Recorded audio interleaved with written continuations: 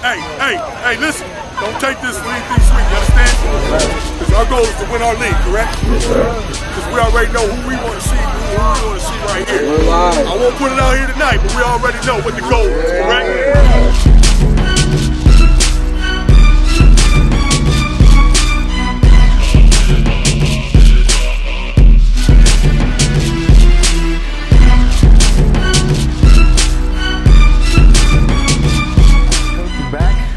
Week layoff. Yeah, it's been a minute. It is? Yeah. I'll tell you this first. Disappointing loss yesterday, I'm sure. Yeah. But right after the game, I talked to you, and you said you ready to go in the morning. So I appreciate it, and I tell people all the time, for a coach, it's a tough week to come on right after a loss. Yeah. So I appreciate your time after the game. No, I appreciate you, coming through and everything. This is important to me too. Yeah. And everything that, Rebel Run does here for the communities is important to us. Thank you. I appreciate that. Well, let's get right into it. It was a 30-7 loss. Lost my guy, Deuce in the first couple plays of the game. Yeah. Talk about the game a little bit. Well, the game plans were set, prior to kickoff all week long. Our guys were upbeat and ready to play the game. In the game of high school football or at any level, momentum is a big part of it. Mm-hmm. With Pudgy going down, the momentum for us changed a lot. His teammates care about him, and they know the weight that he carries here in our program. So their concern for his health just kind of created a different emotion for our guys that was just kind of hard for them to shake. When you got a guy like Pudgy that scores 6 touchdowns the week before, is over 1,000 yards already, has high numbers of touchdowns, both offensively and defensively, a major contributor of our program, that's going to affect your kids. So us looking for a diagnosis and that type of situation, we just didn't get. He stayed because he wanted to support his team and be there rather than to get to the doctors early. So the guys were kind of hoping he would go ahead and go to the doctor so that way we could get a diagnosis, which for us as coaches, we were hoping we could have gotten, so we could have gave our boys some relief in regards to, your teammates going to be okay, or whatever the deal was. So that was a huge bust for us and a game changer for us. Put us in a situation where we needed to have some other guys step up in certain situations. And that dude, Antavius Jackson, he is who he is. Yeah. He wants to take command of his team. Trayshawn Parham just as well, and Taylor Harris. Those guys, wanted to step up in that phase and kind of keep the momentum going for us, but it was just hard to capture and beat. So, tough loss for us. Deja vu, same situation last year.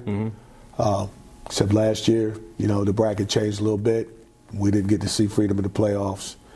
And then we win the regional championship. So we kind of feel we're in that similar situation. But what I ended the day with our guys is, three things can happen. They can stay in the bracket can split, but we are going to the playoffs.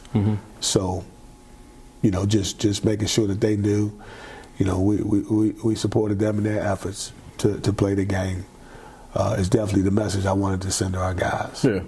So they're looking forward to Grind Mondays, and so when we get back in the mix and put it in the rearview mirror for right now, and focus on the rest of the season. So now the goal was to go 10-0. So the goal is to go 9-1. Yeah. Well, it's a tough game for me to be at. Because I love both programs. I love both coaches. So it's a tough game for me to be at. Looking across on the other side, when you see a player like Tyquan Brown, you don't see many of those guys come along. You don't. What do you think about him? Watching him over the years, how has he gotten better? Outstanding football player, great character, very good young man. If I see him in spurts in the community, at the barbershop or something, he's always well-mannered, speaks, is very cordial. in regards to his game, he has flourished.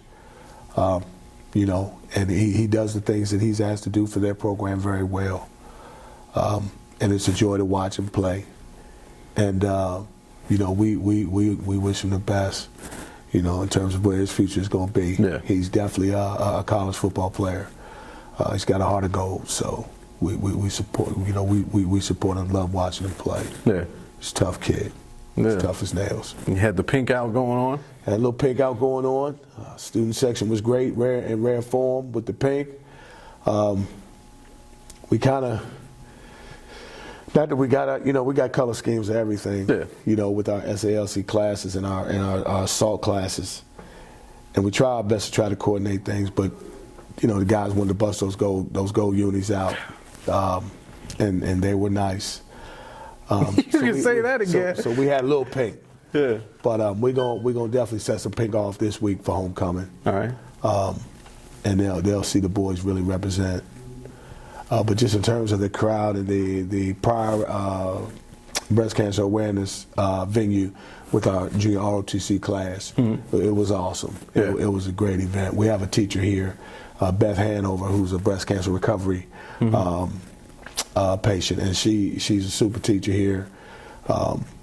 And she really likes the tributes that people do, in regards to breast cancer awareness and, just the things that people do to spread the word. And it was a great venue here. I actually came out and set the tunnel up while they were in the middle of it. It was a breast cancer walk. It was a perfect day for it too. So we kind of honor Beth as a football team, and it was a good situation. Good. Just watching that unfold. We could go into a lot of things we haven't seen in a couple weeks, but really one of the things I wanted to talk to you about is anytime we talk to coaches, the biggest thing that comes up for home life is the support of a coach's wife. I've talked to Keith Honore about it a number of times. Any coach I've talked to has all said the same thing. They couldn't do it without the support at home. I talked to Trey Taylor a few weeks ago I was talking to. He said the same thing. Couldn't do it without the support of his wife at home. Yeah. Tell me about your home experience, and how would you be able to handle it without your wife at home? Well, I've been in it for a very long time, and I've been married for a very long time. Just August, I just celebrated 26 years of marriage. Yeah. To the same wife, the same lady, who has been in this with me since I started. I probably would not have in the early ages been able to do it without her, raising my two boys. Yeah. Which I give her 100% credit for. Even managing their activities, because there were a few moments or a few spells that there were some games that I missed. Right. And then that stuff don't come back to haunt you till later on, and, in the relationship. Right. But I give my wife 100% credit for the support that she gives me to allow me to do this. My wife knows that it's a ministry for me. To be able to coach high school football and to work with young men, especially my passion to help secure their futures. Right. She supports it 100%. I don't think in the early ages I would have been able to do it in terms of the travel and the exposure and the things that I do to help young men secure their futures. I don't think I'd have been able to do it without her support of being able to take care of Gary Jr. and Trey for me, and to just allow me to continue to do what I was doing. But now, years later, she sees the light in terms of, the joy it brings for us as a family. She helps with, help the guys, with resume writing and things like that they may need to, present to colleges. Overlooking essays and things like that guys have to do and fulfill, for their applications. She's actually on my staff. Yeah. She's on my football staff. She's in charge of our web pages, and she takes care of all the parent announcements and all those things. So we've kind of got her involved in a small role, just so now, she's a part of it. Yeah. So she really gets her hands on with it too. But yes, you definitely have to have the support of your significant other, to be in this business. And when they say it's extracurricular activity, it's beyond that. football for us in our household is life. Yeah. You know, because now G Junior has stepped in here and he helps with the college recruiting, you know, and making sure our guys can get to the places that they need. And what's happening here is that, you know, we gravitate so much college attention that we now have multiple players in different places, Right. you know, each week. As far as being able to go and see colleges, visit college game venues and things like that. So now just Garrett Jr., Coach Cooper, they're on the road. Yeah. And then myself, I'm on the road. And she supports every bit of it. You know, it's, you gotta, and I'm still learning, even though it's going on 10 years now, being a head coach, to try to put things in order with my assistants. So when I need to be able to have some downtime with my wife, and it's just about us, that I'm able to do that. Yeah. I tell all the time, yeah, I can get them to do this, and then it don't happen. Right. But I got to figure out a way. And we just talked about this last night, having some friends in town, very good friends of ours in town from college. We just finished talking last night about trying to take a cruise, which I'm going to set aside some time to do this go round. It's a good thing when you have that support. I can say that. And I struggle with this topic a little bit because, like I said, you got to find a balance. You know, for any up and young coming coaches that you know are married, young in the game, I would say definitely don't miss those games for your kids. And this is where my coaches, I can say, truly appreciate me, because working for other people, as you come up the ranks, you learn a lot of things. And you kind of learn what you would like to do as a head coach and what you wouldn't like to do as a head coach. And managing your staff, one of the biggest things I learned from my mentor, Larry Johnson, is that your family comes first. Right. It took me a little while to get that in place, but for any of my coaches, whereas I've been on staffs that met Saturday morning, I've been on staffs that met Friday nights after the games. Right. And then I've been on staffs that worked on Sundays after church for staff meetings. And for me, that's one of the things Larry taught me. Let your coaches have a weekend. They got young kids. They need to be with those kids. Then I've been on some staffs where coaches say, oh, we coming in from 7 a.m.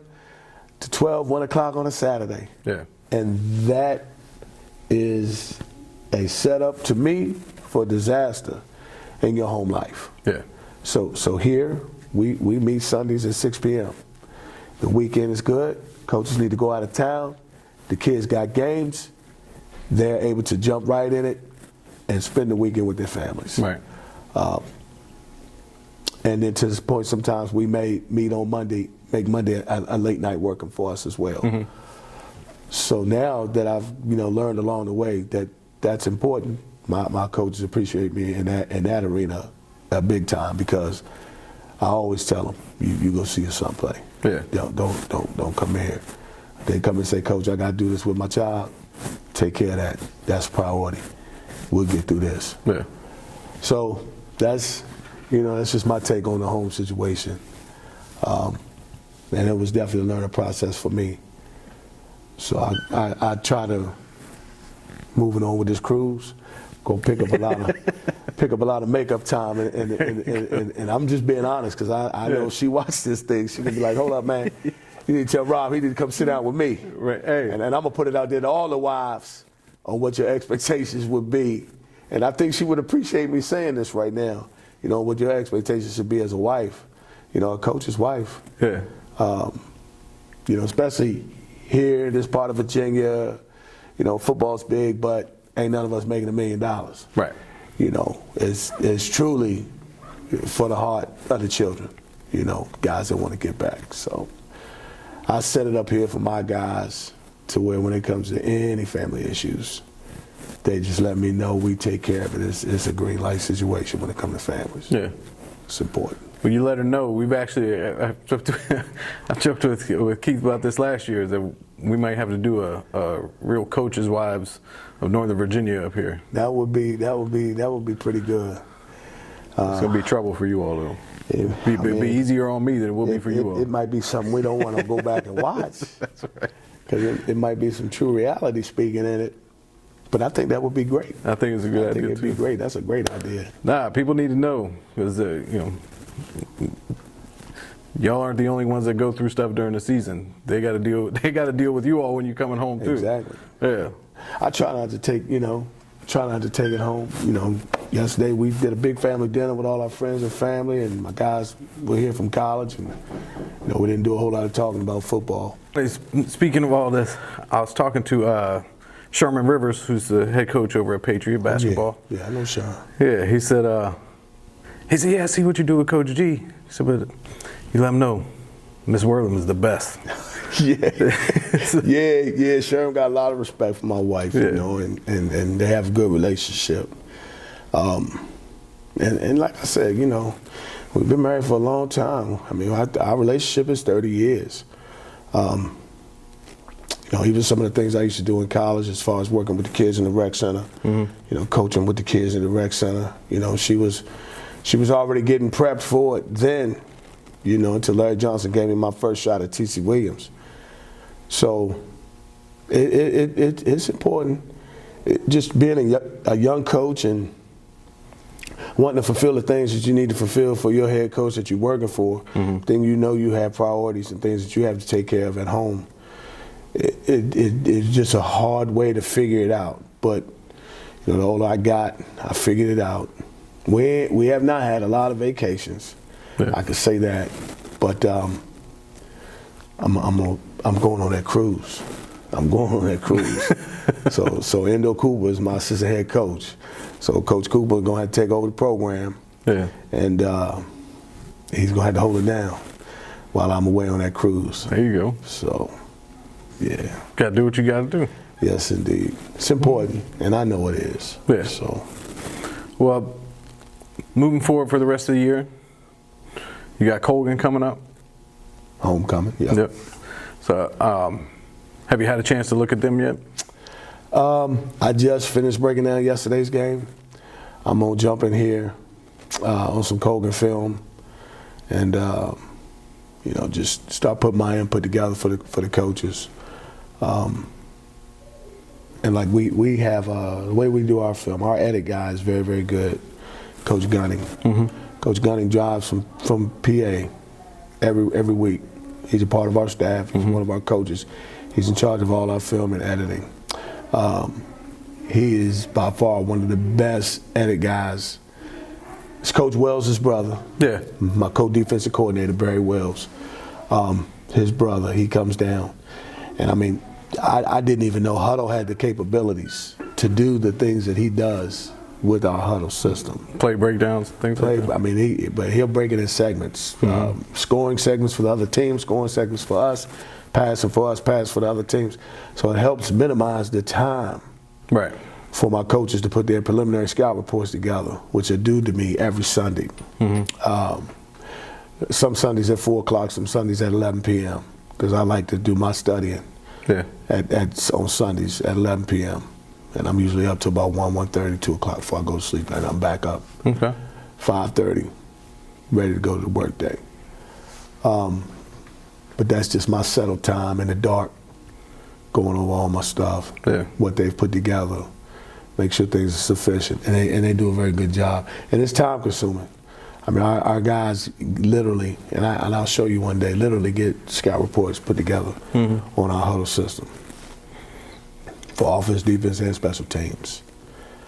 So with that being able to be done for us, it is so worth it. Yeah. I mean, it really helps us break down, opponents. No, it's a lot better than having to cut up VCR tapes back in the day, right? Me back in the day. I told you, we talked about that last time, man. I'd be in the basement, have G Jr. on my back, trying to give my wife a break.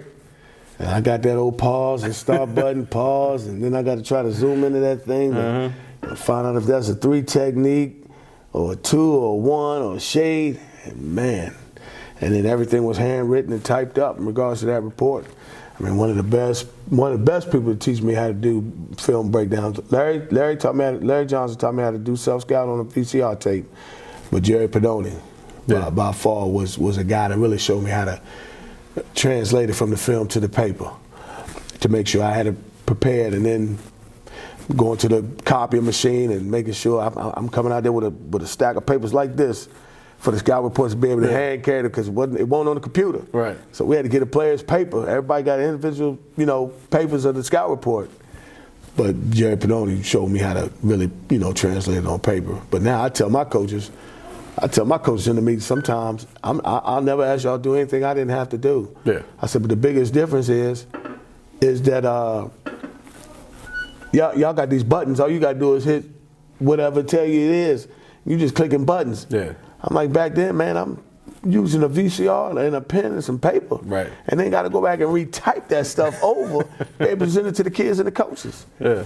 So I laugh at them sometimes. Man, Coach, we got a lot of work. I said, yeah, I know you got a lot of work pushing them buttons on huddle, for sure. But no, they work hard and they know I'm detailed. That's one thing about my scout report, game plan. It has to be detailed. And when we meet, we self-scout ourselves on what they put on paper. Mm-hmm. I mean, literally, in our staff meeting, the room is dark, the big screen is on, and for every notation that they have to read and present that notation to me. So we all understand it and hear it together as a staff. And I think that's been a part of our success in helping turn the program around, is that we don't go forward with it to the kids until we review it all together. So I'll tell you, I wish I would have thought of huddle. Man, that was a good idea. You probably wouldn't be here right now. Right about that. You're right about that. Yeah, it was I'd be on a cruise somewhere. Like 5 sports junkies. Yeah. A couple doctors and lawyers get together from Nebraska and just come up with the mastermind. And then they got another friend who's a computer genius on how to make it stop, play, pause, and all that stuff. It's crazy. It's unbelievable. It's unbelievable. You know, I literally used to sit at McDonald's on Liberia with a couple other coaches from here at Woodbridge after a Friday night game, waiting on Stonewall to meet us at that McDonald's to trade tape. My hand out the car with 2 tapes, the other coach's hand out the car giving me 2 tapes, like, thank you, we'll see you. Yeah. You know, then it went from tapes to DVDs. You know, we used to meet at the steakhouse after the game. Right. You know, go trade with whoever we trading with. Here you go, your 2 DVDs. Yeah. You know, to where now, it's a click of the button. It is. It was funny you say that, because I was talking to a guy named Jimmy Thomas, used to work for USA Football, right? And he had a company kind of similar to what we do now, but before Huddle came out. And he said, he was like, man, Saturday mornings, I'd be driving all over the place. He was like, I kid you not, I'd be picking up VCR tapes, taped to mailboxes, all kinds of stuff. Oh, yeah. That location site. That location site. Coach, we're not going to be there because we already going to be at the office. Right. But them 2 tapes going to be in a box right there next to the mailbox. You just pick them up, and then you just put yours in that box right there, Coach, and then we good on our exchange. That's how it used to be, man. Well, what's on the agenda for the rest of the day? What you got going on the rest of the day? You know, I'm going to just... It's gonna be film. I'm gonna work on some film till I leave here. I'm just go home and spend time with the family. You know, my wife is, you know, we just, you know, her father just passed away, so we just kind of, you know, putting a lot of time into the family right now. And you know, my boys now, we supporting her. Yeah. You know, being a daddy's girl. You know, good man, good friend of mine. You know, groomed me a lot of ways. You know. Allowed me to marry his daughter, first of all, you know, so that was one of the best things that could ever happen to me. But we're just taking these day by day. So I'm probably just going to go home, hang out with the family, and watch some NFL, kick back. Depending on how cold it is, I might fire that grill up. Don't be surprised if I tell you on the tweet that I'm blazing this thing up, man, because I haven't turned it on. I haven't put the charcoals on there in a while. So I might do that today. Just to relax a little bit. It's been a long weekend. Yeah. But it's been a good weekend. So. Well, I told you the last time, Willard's was the place to go if you were going to Westfield. Hey, Willard's need to cut you a check. you promoted Willard's big time, because, like I said, when we was going scout on Friday night, man, the coaches was like, hey, G, is that barbecue place on the way? Coach Cooper said, man, that barbecue place over here? He's like, we need to hit that thing again. I said, I know. That food was great, man. Told you. Real great. The red beans and rice. So, but I did, you know, I appreciate you 100%. Love what you're doing.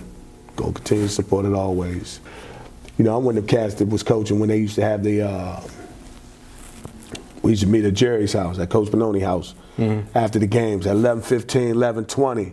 Like on ABC, they would give like 8 minutes to capture high school sports in the area. You know, now you got Twitter, so you can kind of find out. But back then, we get to Jerry's house, get settled. His wife had a chili going on. Yeah. We all just talking, eating knickknacks, whatever, snacks and stuff, and waiting on that high school show. I can't even remember the name of it, but you know, that's soon enough, man. Maybe we're gonna see Rebel Run live on TV giving that high school report. We need to. Yes, indeed, man. But I love what you're doing. Thank you so much. No. I appreciate it. I appreciate y'all, and that's why I like to give, look, people see players, all that kind of stuff, and highlights are great, but people need to understand what coaches go through, what it's like for them. Because parents a lot of times don't think about it. They don't think about how much work goes into it. All they think about is, you need to get my player on the field. And to be able to give you all a showcase where you can talk about just what you all go through on a weekly basis, I think it's important. And coaches in Virginia need to be paid more money. Period. I don't know how else to say it. They need to be paid more money. Look at the coaches scale in Georgia. That's all I'm gonna say. Georgia, Texas, Alabama. And I'll tell you this. If you think that it's not as important as a teacher, I'm sorry, but it is, because a lot of these guys spend a lot more time with the kids than the teacher does. And that's no disrespect to the teachers at all. But you ask a lot of kids that have come out of bad situations what made a difference for them, and I guarantee you, coach ain't too far down the line. So yeah, I think it's to be able to give you all a platform to talk about it, I think is important. But I appreciate you all. Yeah, man, no doubt. Well, we'll see you next week. All right, thank you.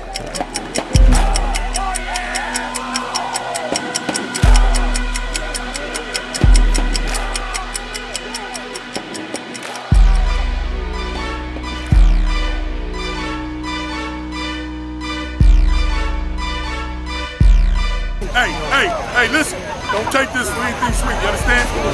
Because our goal is to win our league, correct? Because we already know who we want to see, who we want to see right here. I won't put it out here tonight, but we already know what the goal is, correct?